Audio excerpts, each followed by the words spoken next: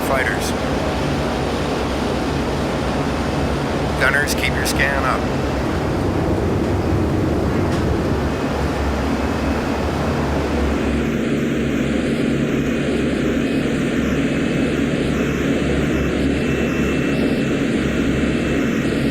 Formation leader to formation.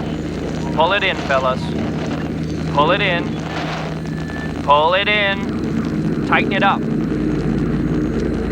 Tighten it up. We gotta have that mutual formation, fellas. If you don't tighten it up, we're gonna get chopped up.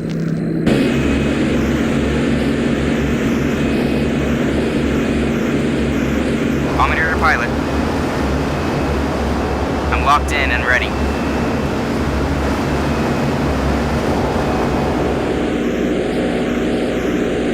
Waist gunner to pilot. Right waist gunner to pilot.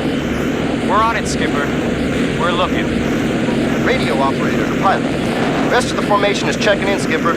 So far we haven't lost any due to flak or fighters. Thompson said his number 3 is running away. They're gonna have to pull out and drop back.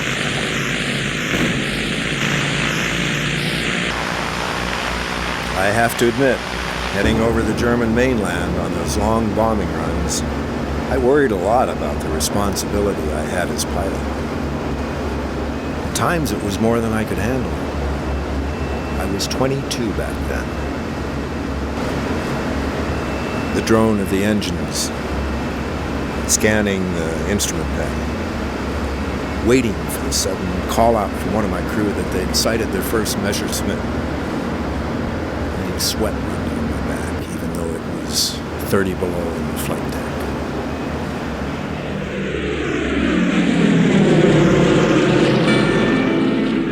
Combat was nothing like what we had done in the States in training, attacking through clear blue skies with no enemy interference. At the target, we had people shooting at us, rockets coming at us, planes coming at us, and people hollering. It wasn't like in the movies, I'll tell you. They really screamed. We had one kid, a gunner, with a high, shrill voice. I can still remember him shouting excitedly over the interphone, "Pick him up, Paul, pick him up. Paul, get him, get him, get him, Paul." And other gunners would join in. We wanted to keep discipline over the interphone, but once the battle got going, it was almost impossible. The bombardier operated the chin turret in the B-17. Sitting there, one felt terribly exposed. The nearest thing to it is the dream where you're walking down the road with no clothes on. That was what it felt like being there when the battle began. You knew that glass around you wasn't worth 10 cents for protection. The smallest round or fragment would go clean through it. The man at the front had the best view of what was going on, but he had to pay for it. We stole regular GI helmets, took them down to the base blacksmith shop, flipped a guy a 5-pound note, and he would hammer out the sides so that it would fit over our headgear. Also had my own special flak suit. I managed to get a spare section. Other guys rounded up manhole covers, which I placed under my rear end to protect the family jewels. Each time we brought our fortress home, we had mixed feelings. Of course, we were glad to be back and to have made it okay. Sometimes we'd been shot up bad. All we could think about was to get our wounded buddies into sickbay. On most missions, we'd seen at least one of our B-17s go in. And that confused us. Why those guys, not us? When we set her down on English soil, we'd finally unwind a bit, settle down. But in our minds, mixed up thoughts bounced around. We're always under that dark cloud, knowing that another mission lay straight ahead.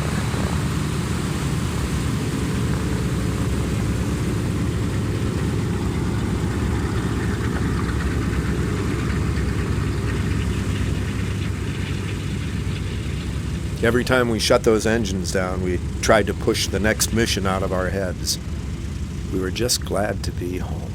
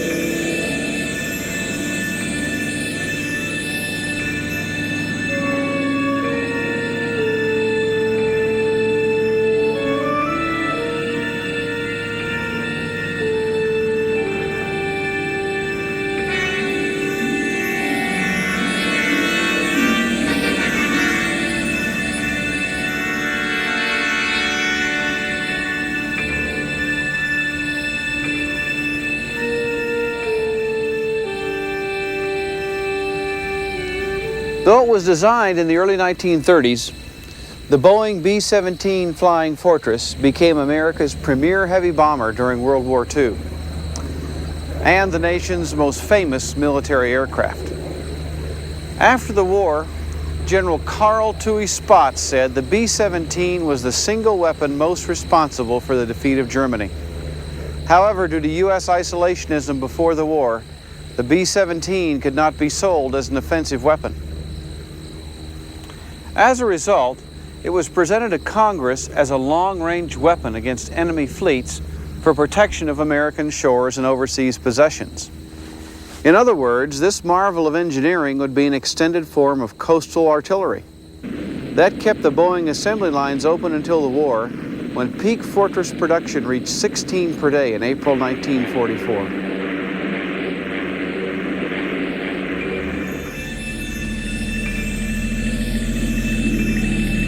I always felt responsible for the welfare of my crew. The odds up there were not very good. We had escort fighters to protect us, but if the Germans got through, our fortress was an easy target.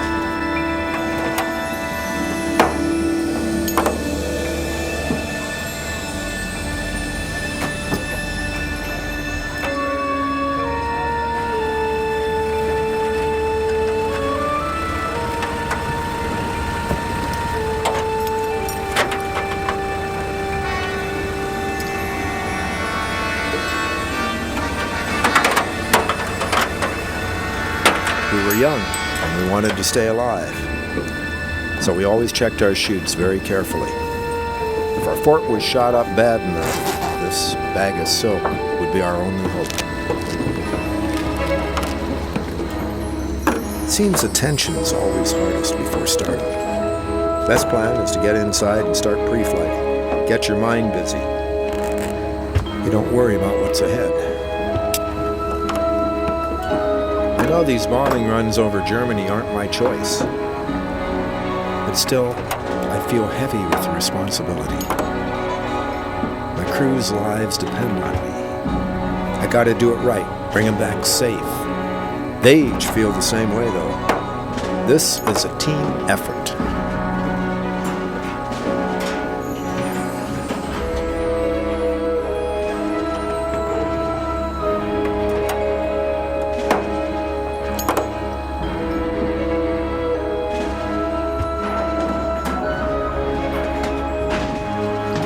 Now is definitely the time to check all systems. Be sure your oxygen's flowing. Radio leads better be fail-proof. Nothing worse than finding a problem with your gear at 20,000 feet.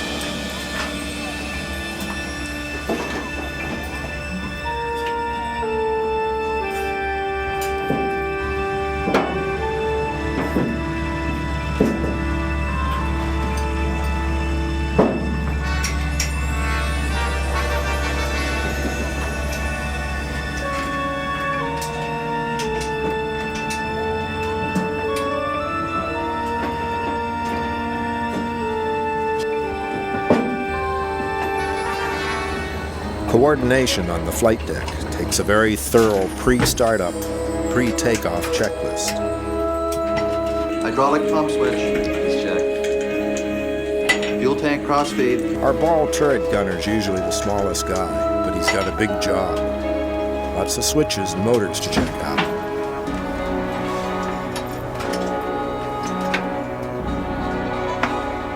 Same with the top turret gunner. There's much more to every one of these jobs than the casual observer might think. My crew's been together since the beginning, so they make it look easy.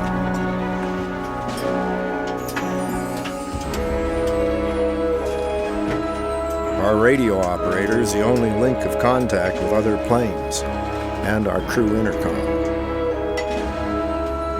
0700's here. Let's get this show on the road.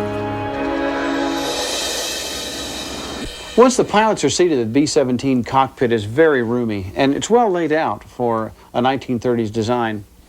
The panel itself starts with engine instruments and controls and fuel gauges on the co-pilot side. It works its way over, in the modern airplanes, to the radio stack, World War II, all the flying instruments were in the middle. Now we have them on both sides, so each pilot has a set. The throttles are probably the hallmark of the B-17. They're like large iron grates that sprout up out of the center console, and they're handled palm up. This is the way management's always been taught in the B-17. Propeller RPM levers are below the throttles and are usually handled by the engineer as well as the co-pilot.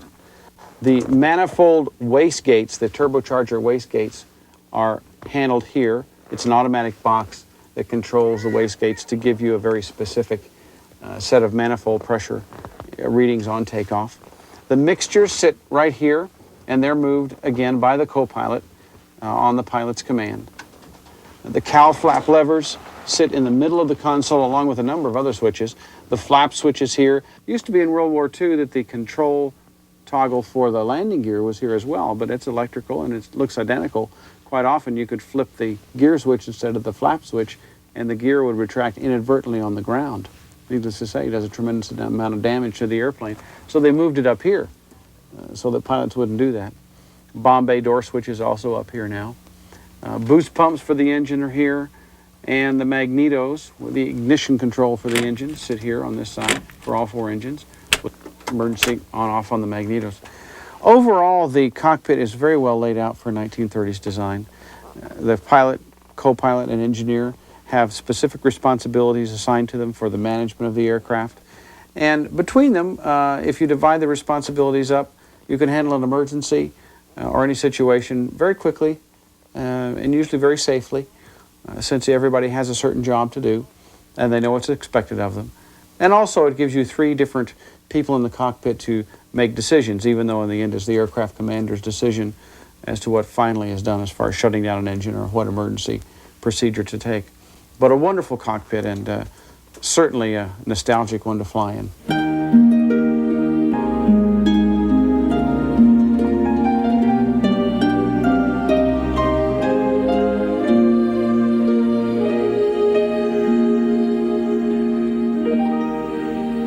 Strapping in with me today are National Warplane Museum President Austin Wadsworth and his son Craig. Austin, when you acquired this B-17 back in 1985, it was the first time it had come out of firebombing service. It must have been a tremendous commitment since the museum had no other aircraft other than the P-40. How did that come about?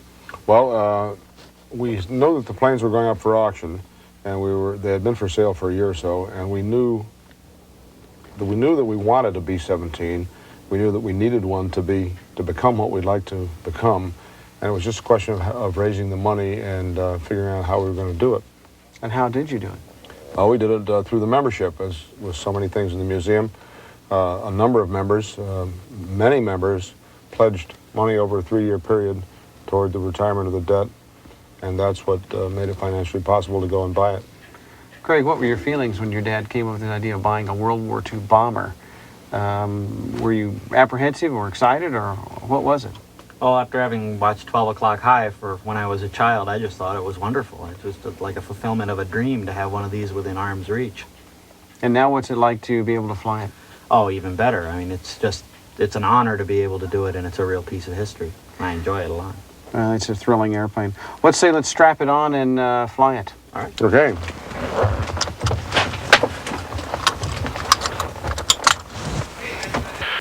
Okay, here we go. Before starting engines, pre-flight. Complete.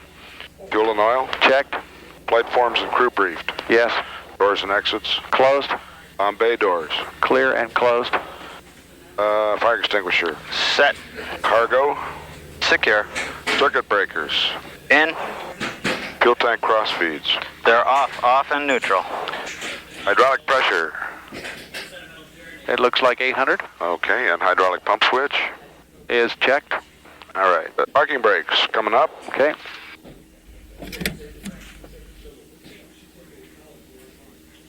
Flight control. Flight controls unlocked. Radio switches. Radio switches are off. Landing gear switch. Is in neutral. Fuel firewall shut off. Is closed. All ganged open. Mission master switch. On. Mag switches. Off. Owl flaps. Are open on my side. Open right. Mixtures. Power and idle cutoff. Turbos. Set to 0. And the propellers. Full high. increase. Full high. Very good. Okay, ready to start. Ready to start. Steel barometric pressure. Is 29 inches. Battery switches. Are on. Generator switches. Are on. And inverter. You want to leave the inverter checked and off. Okay. Fuel boost pumps. On. On number 3. Okay. Okay, now we'll need 9 blades, mag on, and prime is required. Roger. Look at the mixtures. Okay.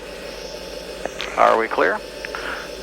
Clear 3. Okay. Okay. You want me to handle the mags?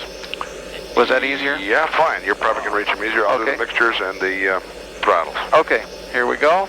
Clear. 6, 7, 8, 9, go.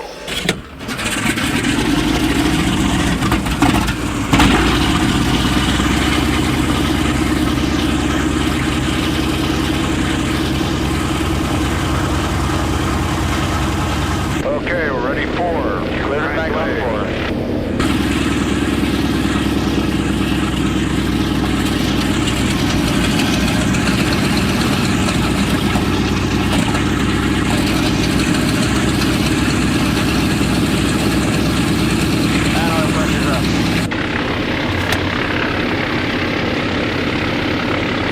Okay, clear on 2. Here we go. 1, 2, 3, 4, 5, 6, 7, 8. Mags on and priming. Okay. And that's a better start. Now oil pressure's coming up. Okay. Okay, number 2 boost off, 1 is on. Okay. Here we go.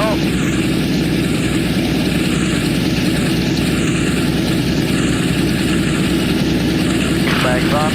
Mags on.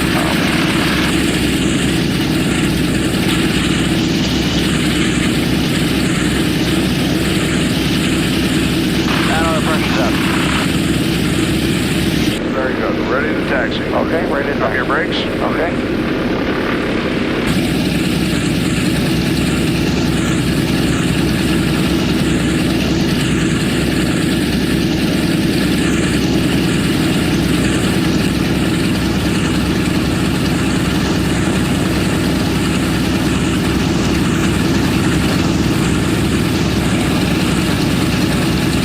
One thing I noticed about taxiing this airplane is it really is delightful. The taxi is large, but there's an awful lot of authority in the throttle to turn the airplane because the engines are mounted so far out of the wing.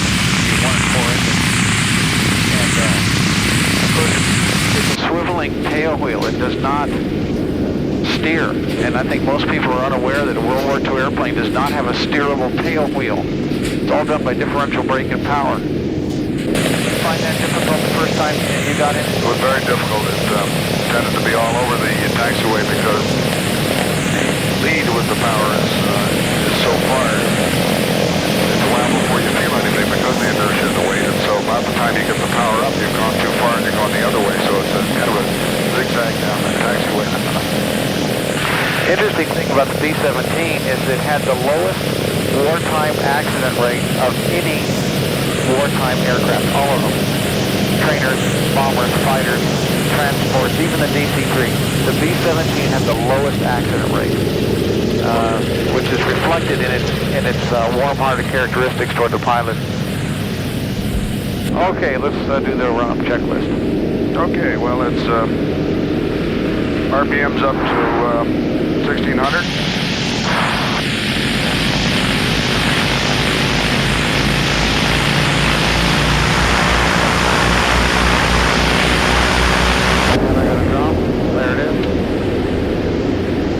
Number 2.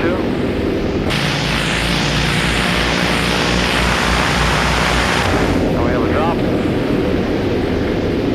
Version number 3. Ammeter's good. Now we have a drop. Version number 4.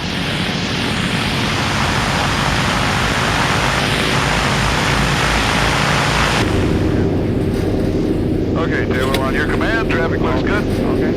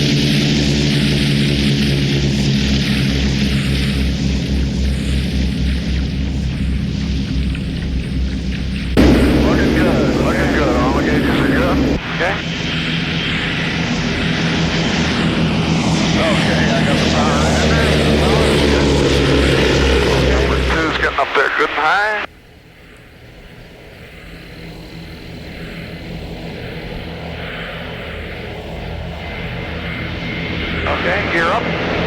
Gear coming up, brakes. 1, 2.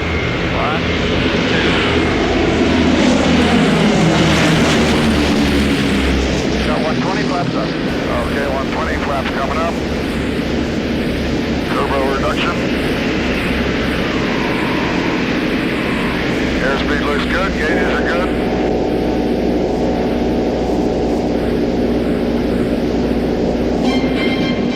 Then the flak hit us. They didn't start out with wild shots and working closer. The first salvo they sent up was right on us.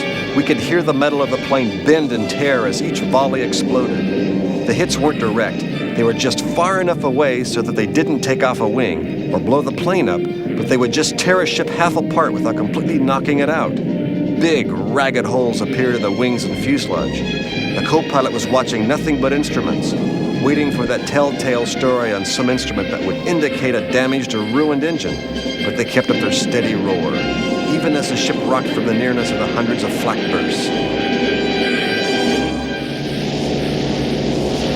The 17 could take a good amount of flak damage and still fly, even with major portions of the belly blown away and the tail and everything else. Since all the control cables run through the top of the fuselage, with the sole exception of the tail wheel lock, this was the genius of Boeing's capability in building the airplane. They thought about combat when they built it. Though the wheels don't fully retract, they were ideal for belly landing, something the Ford mastered as no other aircraft with its broad, flat undersurface wings. And if the electrical system failed, the gear and flaps could be cranked down by hand. Again, it was an airplane built with combat in mind. As one would expect for a bomber, the B-17 is rock stable, so much so that once the controls are set, it takes a great deal of muscle to maneuver it around. Most of us who fly it today have found that the control stick pressures are extreme when you're trying to maneuver or stay in formation. Particularly with speed built up in a dive, it was a real challenge to master. At least it was for us who were 40 years old. Now maybe for 18-year-old kids it probably was a breeze, but that's why 18-year-old kids fly these airplanes. Now that stiffness on the controls made it a wonderful airplane for formation work if you were in smooth air. But it was work if it was rough air, and it was terrifying if it was combat. You had fighters and flak to deal with, and quite often guys were hanging on in formation for all they were worth while getting chopped apart. Yet the tight, mutually defensive box formations flown in World War II were crucial for the gunners to get, let's say, 10 to 15 50 caliber machine guns grouped from an airplane, or set of airplanes, onto one. Once the forts crossed into enemy territory, there was a great deal more to worry about than flying the airplane with the nature of combat the way it is. So flying the airplane had to be instinctive, and then combat capability took over from there as far as gunners and flying and everything else. People out there were trying to kill you. Somewhere over France, one of the crew asked, "Has anyone seen our escort lately?" Suddenly, it was obvious that no one had. The chatter stopped. You could feel the tension rise. It wasn't long before there appeared ahead of us what looked like a swarm of bees, fighters several miles off but coming at us, dozens of them. It became obvious in a few seconds that we were their target as they came straight at us. It apparently didn't bother them that our greatest firepower was straight ahead. In an instant, they went right through us. In that instant, 8 of 9 planes in the high squadron were gone. The group lead aircraft had a 6-foot gap in its vertical stabilizer. As pilot, you don't see much. You're busy keeping your aircraft in position, but a glance through the overhead window told me the high squadron was gone. On our right wing was a crew from our barracks. Their entire wing was on fire. Then, there was nothing there. By the end of the third attack, we were all alone. One aircraft from an entire group? It couldn't be, yet there we were.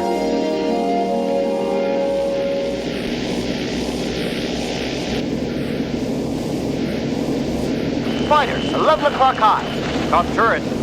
I wonder what's going through the minds of those German pilots. If they're half as scared as us, we must be doing something right.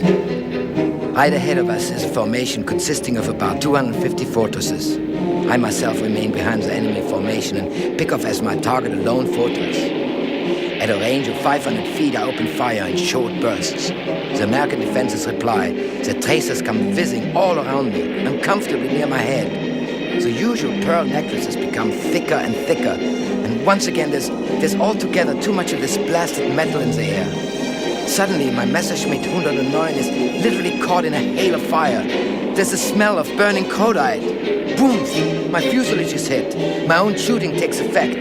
But this time the Yang plane is in flames, swerving off to the left as it drops away. 4 parachutes mushroom open. Suddenly my aircraft is hit several times in succession, badly shaken. It sounds like a sack of potatoes being emptied over a barrel in which I'm sitting. Flames come belching out at me from the engine, and the smoke is choking me, and my eyes water.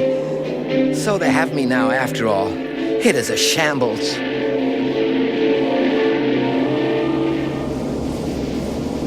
The horrifying sights that B-17 crews witnessed became commonplace. Death became a consistent companion when the average life of the 8th Air Force bomber crew is around 12 to 15 missions.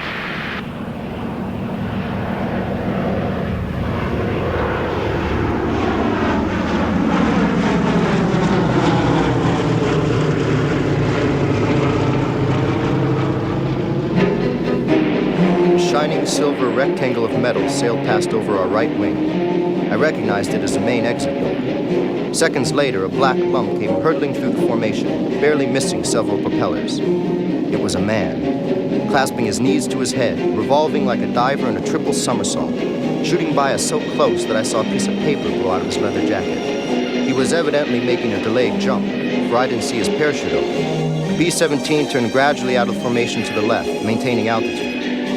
In a split second, it completely vanished in a brilliant explosion from which the only remains were 4 balls of fire, the fuel tanks, which were quickly consumed as they fell earthward.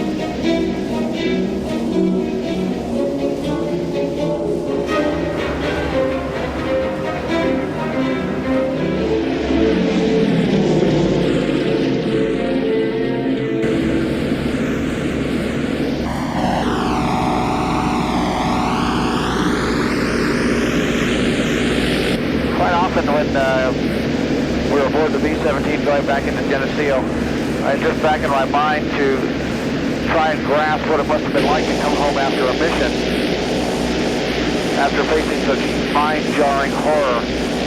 After a while, I have to come to grips with the realization that only those who were there can appreciate what they were called upon to do. As we circled the field after getting home, we could see a lot of empty spaces. We knew we were at least one of the few. We landed, and when we taxied to our space, we found our squadron commander waiting for us. He was crying.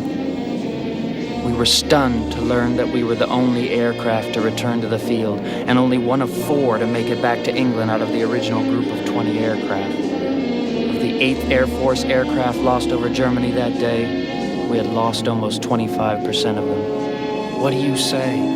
What do you do when your squadron commander is crying and wants to know what happened? You do the same thing he's doing.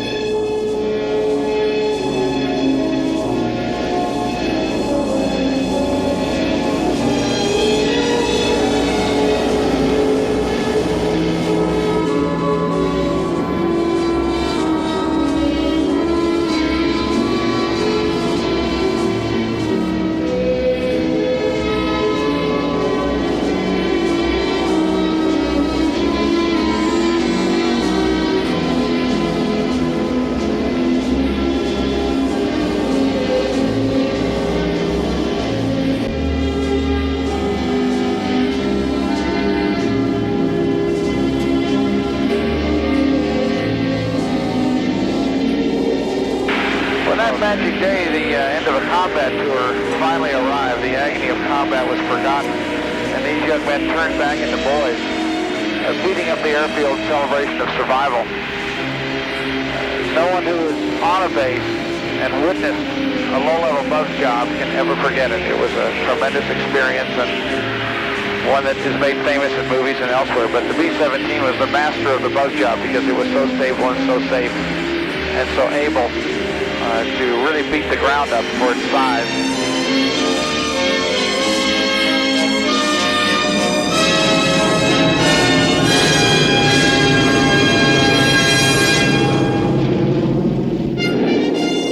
Returning over our base, we buzzed the field and shot off 2 boxes of flares, about 200 rounds, to celebrate the completion of our combat tour. Our tail gunner was firing a pistol out of the waist window and lobbed one right into the control tower. We all got a big kick watching the brass scramble. Our pilot, Lieutenant Thompson, put on a real show for us, swabbing the field back and forth. What happy warriors we were in the B-17 that afternoon. We landed after 9 hours aloft. I thought for sure we would never see England again, since I had never expected to get back.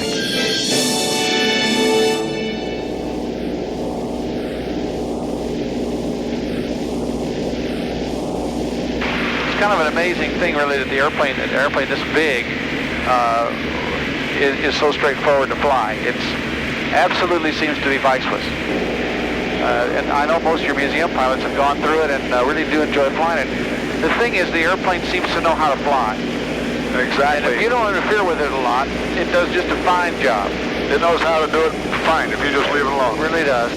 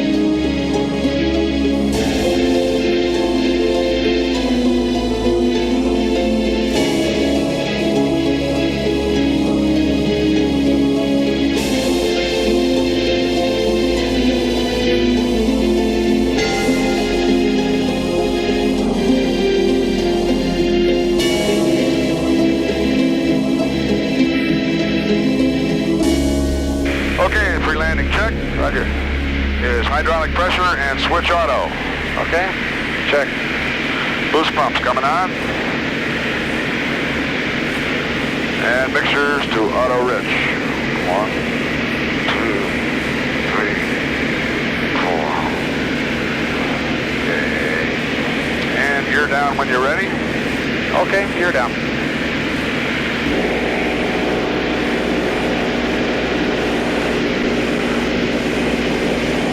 Flaps are set and locked, and we'll bring the RPMs up to 2,300 for you. Okay.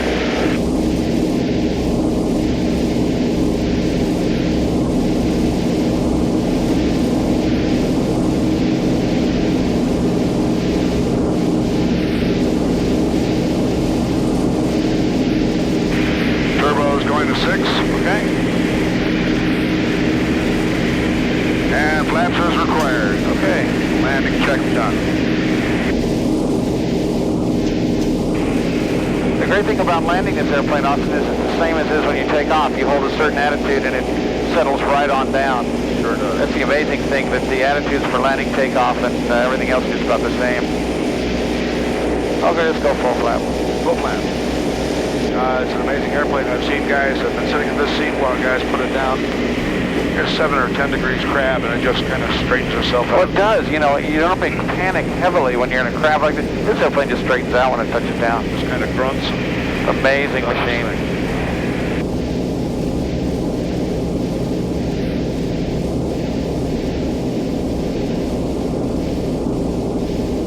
We're looking good. Okay. There we go, 110. We feel read the speeds off to 110, 112, 112. 112, looking good. 110, 110, 110, 110, 15, 105. Wipe the power right around 100. Power's coming off.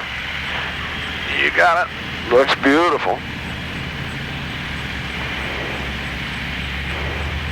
Nice job.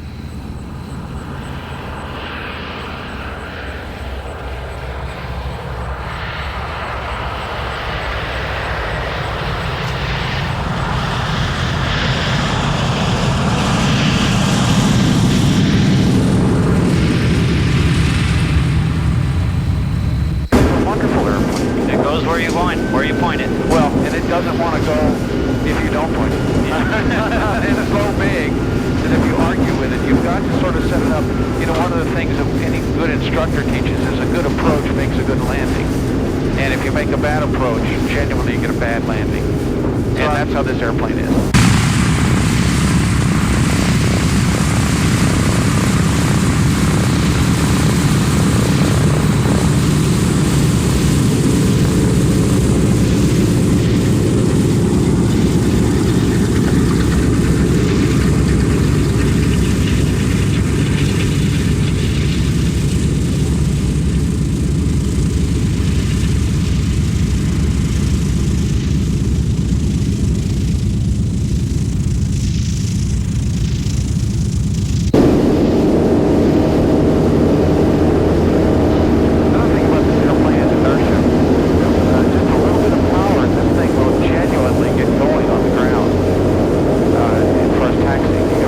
Careful that it doesn't gain too much speed.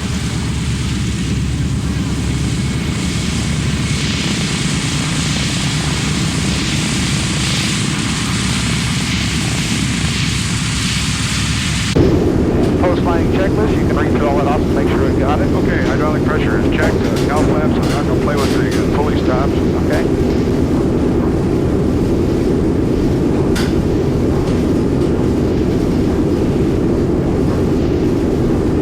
Tail wheels unlocked. And propellers are full high. Boost pumps coming off.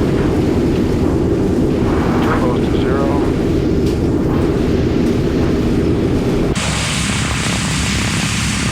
Flaps are up. Tail wheels required. Access radios.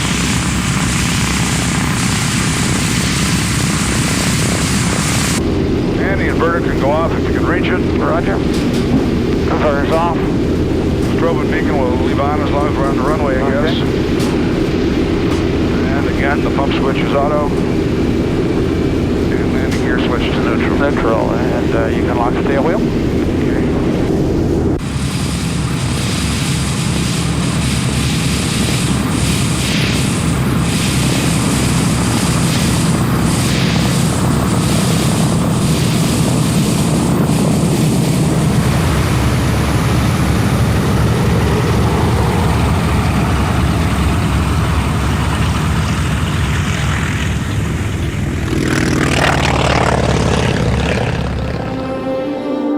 There stood all our buddies. Ground crew, and even the brass were there to congratulate us on our tour completion. As we came tumbling out of our ship, we were greeted with laughter, tears, hugs, backslapping, silent prayers. In the wee hours of the morning, our gallant crew crawled in loose formation, leaving strange contrails across some muddy plowed fields from the combat club to our Nissen hut. Our tour completed, the only thing left was the hangover.